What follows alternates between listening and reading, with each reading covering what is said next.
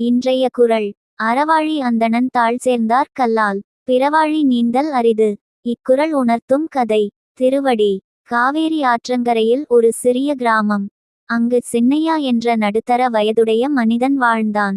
பணம், புகழ், அதிகாரம் எல்லாவற்றையும் வாழ்க்கையின் இலக்காக கருதி ஓடியவன். வியாபாரம் வளர்ந்தது. ஆனால் அதோடு சேர்ந்து கவலை, பொறாமை, பயம், கோபம் எல்லாமும் பெருகின. இரவு தூங்க முடியாமல் தவித்தான். ஒரு நாள் கடும் வெள்ளம். ஆறு பெருக்கெடுத்து ஓடியது. சின்னையா ஆற்றை கடக்க முயன்றான். நீரோட்டம் அவனை இழுத்துச் சென்றது. கைகள் தளர்ந்தன. உயிர் போகும் நிலை. அந்த நொடியில் அருகிலிருந்த ஒரு முதியவர் கூச்சலிட்டார். கல்லை பிடி, கரையோர கல்லை பிடி. சின்னையா அந்த கல்லை பற்றி கொண்டான். நீரோட்டம் அவனை இழுக்க முடியவில்லை. மெதுவாக கரையை அடைந்தான். அவன் மனம் திடீரென தெளிந்தது. ஆறு போலத்தான் வாழ்க்கையும்.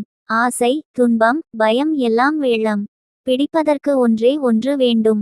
அறத்தின் அடிப்படை இறைவன் திருவடி. அந்த நாளிலிருந்து அவன் வாழ்க்கை மாறியது. பணம் இருந்தாலும் அதில் பற்றில்லை.